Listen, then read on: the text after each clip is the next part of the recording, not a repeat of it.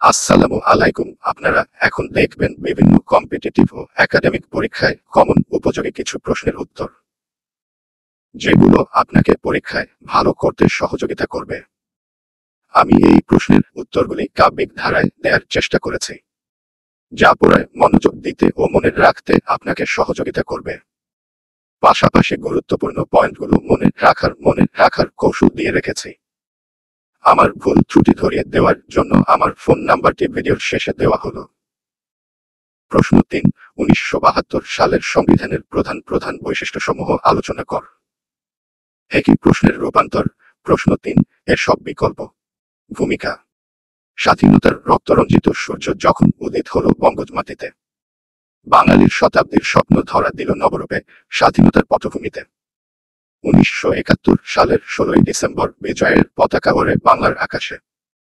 তারপরের বছরেই রচিত হলো এক মহান দলিল, আত্মপরিচয়ের ভাষায়।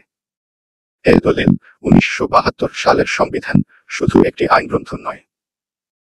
এটি জাতির আদর্শ, আশা আর সোনালী ভবিষ্যতের পরিপূর্ণ প্রতিচ্ছবিতে বয়ে। সংবিধান বলতে বোঝায় রাষ্ট্র পরিচালনার মূলনীতিমালা, সংগঠন কাঠামো ও জনগণের অধিকার সমূহের ঘোষণা। এই সংবিধানই জাতির গণতান্ত্রিক অভিযাত্রার পাথেয়, আর স্বাধীন বাংলাদেশ রাষ্ট্রের আত্মার প্রকৃত অভিব্যক্তি।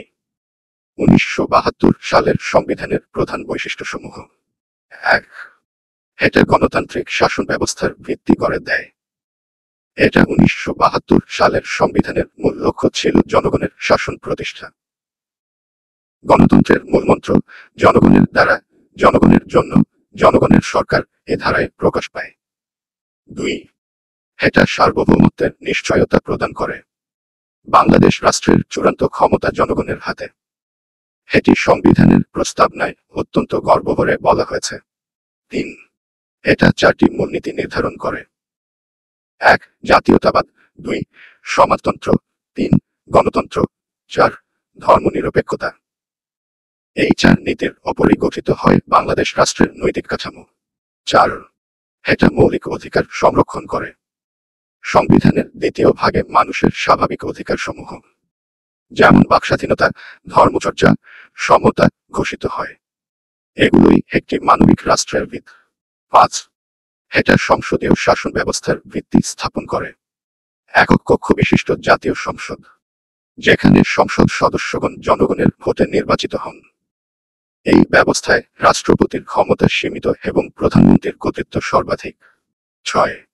এটা বিচার বিভাগের স্বাধীনতা নিশ্চিত করে। ন্যায় বিচার যেন কারো ইচ্ছাধীন না হয়, সেই জন্য সংবিধানে বিচার বিভাগের পূর্ণ স্বাধীনতা ঘোষিত হয়েছে। ৭. এটা ধর্মনিরপেক্ষ রাষ্ট্র গঠনের অঙ্গীকার করে। ধর্ম যেন রাষ্ট্রের নিয়ন্ত্রণে নয়, বরং মানুষের বিবেকের বিষয়। এই চেতনায় ধর্মনিরপেক্ষতা অন্তর্ভুক্ত হয় মূলনীতিতে। ৮. এটা ভাষার অধিকার স্বীকৃতি দেয়। বাংলা ভাষা রাষ্ট্রভাষা হিসেবে ঘোষণা করা হয়। সংবিধানের ৩ নং অনুচ্ছেদে এই বিষয়টি সুস্পষ্টভাবে বলা হয়েছে। ৯. এটা নাগরিকদের দায়িত্ব ও কর্তব্য নির্ধারণ করে। মৌলিক অধিকার যেমন রয়েছে, তেমনি নাগরিক হিসেবে দায়িত্ব। সংবিধানের সমাজ ও রাষ্ট্রের প্রতি দায়বদ্ধতার দিকটি তুলে ধরা হয়েছে। ১০. এটা স্বাধীনতা যুদ্ধের চেতনা রক্ষা করে। মুক্তিযুদ্ধের আদর্শ যেন কখনো হারিয়ে না যায়, তাই সংবিধানে যুদ্ধাপরাধীদের বিচারের বিধান ও মুক্তিযুদ্ধের ইতিহাস রক্ষার নির্দেশ দেওয়া হয়। মৌলিক বৈশিষ্ট্যস্বরূপ অন্য কিছু দিক। ১১. এটা মানবাধিকারের আন্তর্জাতিক রীতিনীতির সঙ্গে সামঞ্জস্যপূর্ণ। জাতিসংঘ ঘোষিত মানবাধিকার সনদের সঙ্গে সঙ্গতি রেখে রচিত। এই সংবিধান আন্তর্জাতিক মর্যাদা অর্জনের উপযোগী। ১২. এটা সংবিধান সংশোধনের বিধান রাখে, যুগের সঙ্গে তাল মিলিয়ে এগোনোর জন্য। সংবিধানে সংশোধনী মাধ্যমে পরিবর্তনের সুযোগ রাখা হয়েছে। স্মরণীয় সূত্র: এমনেমনিক আইন, গাসামা সংখ্যা বা নাবাদাজু।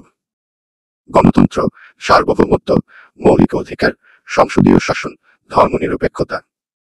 বাংলা ভাষা, নাগরিক দায়িত্ব, বিচার বিভাগের স্বাধীনতা, যুদ্ধচেতনা। উপসংহার: ১৯৭২ সালের সংবিধান শুধু একখানি বই নয়, এটি বাঙালি জাতির স্বপ্ন, সংগ্রাম আর স্বরূপের অমর কাব্য। এই সংবিধান যতদিন থাকবে জীবিত, ততদিন স্বাধীনতা থাকবে অক্ষুণ্ণ। রাজনীতি, বিচার, শিক্ষা, নাগরিক অধিকার সবই এর গর্ভে বিধৃত। আজও যখন আমরা উন্নয়নের পথে হেঁটে যাই, তখন 1972 সালের সংবিধানই আমাদের পাথেয়, আমাদের পথ প্রদর্শক হয়। এই সংবিধানই আমাদের বলে, এই দেশটি তোমার, রক্ষা করো এর মুক্তিযুদ্ধের দিশা। তাই জাতির এই পবিত্র দলিলকে রক্ষা করাই আমাদের। চলছি পরবর্তী প্রশ্নে। প্রশ্ন 4, 1972 সালের সংবিধানে সন্নিবেশিত মৌলিক অধিকারগুলো আলোচনা কর। একই সঙ্গে প্রাসঙ্গিক প্রশ্ন 5, এর উত্তরও অন্তর্ভুক্ত হবে এতে। ভূমিকা: যখন মাটির বুক চিরে উঠল এক স্বাধীন বাংলাদেশ, তখন প্রশ্ন উঠল, নাগরিকের অধিকার কেমন হবে সমাজের আশ্বাস। একটি রাষ্ট্র শুধু সীমান্ত দিয়ে গঠিত হয় না। মানবাধিকারের স্বীকৃতি ব্যতীত সে রাষ্ট্র অপূর্ণ, অন্তঃসারশূন্য ও পাথরপ্রায়। এই উপলব্ধি থেকেই 1972 সালের সংবিধান করল এক মহৎ ঘোষণা। মৌলিক অধিকার, যা মানুষের জন্মগত, স্বতঃসিদ্ধ ও অনিবার্য দাবি, তাকে মূর্ত করল আইনের শাসনের শক্তি দিয়ে। মৌলিক অধিকার বলতে বোঝায় একটি রাষ্ট্র তার নাগরিকদের যেসব অধিকার সংবিধানের দ্বারা নিশ্চয়তা দেয় এবং যেগুলো আদালতের মাধ্যমে সংরক্ষণযোগ্য। বাংলাদেশের সংবিধানে এই অধিকারগুলো দ্বিতীয় ভাগে স্থান পায়, অনুচ্ছেদ 26 থেকে 47 পর্যন্ত। 1972 সালের সংবিধানে অন্তর্ভুক্ত মৌলিক অধিকারসমূহ: 1. এটা সমতার অধিকার নিশ্চিত করে, অনুচ্ছেদ 27। সকল নাগরিক আইনের দৃষ্টিতে সমান, জাতি, ধর্ম, বর্ণ, লিঙ্গ নির্বিশেষে। এটাই মানবিক সমাজের মূল ভিত্তি। 2. এটা আইনি সুরক্ষার অধিকার দেয়, অনুচ্ছেদ 31। যে কোনো নাগরিককে আইন বহির্ভূতভাবে হেনস্থা করা যাবে না। আইনের ব্যাখ্যা অনুযায়ী সবাই পাবে ন্যায় বিচার। 3. এটা জীবনের অধিকার দেয়, অনুচ্ছেদ 32। কোনো ব্যক্তির জীবন ও ব্যক্তি স্বাধীনতা কেড়ে নেওয়া যাবে না, আইনি প্রক্রিয়া ব্যতীত। 4. এটা চিন্তা ও বিবেকের স্বাধীনতা দেয়, অনুচ্ছেদ 39। বাক স্বাধীনতা, সংবাদ মাধ্যমের স্বাধীনতা, এসব অধিকার গঠন করে এক গণতান্ত্রিক সমাজ। 5. এটা ধর্মীয় স্বাধীনতা নিশ্চিত করে, অনুচ্ছেদ 41। প্রত্যেক নাগরিক তার পছন্দ মতো ধর্ম পালন, প্রচার ও পালন না করার অধিকার রাখে। 6. এটা চলাফেরার স্বাধীনতা দেয়, অনুচ্ছেদ 36। নাগরিক দেশের যে কোনো প্রান্তে মুক্তভাবে চলাফেরা করতে পারবে এবং আবাসস্থল গঠন করতে পারবে। 7.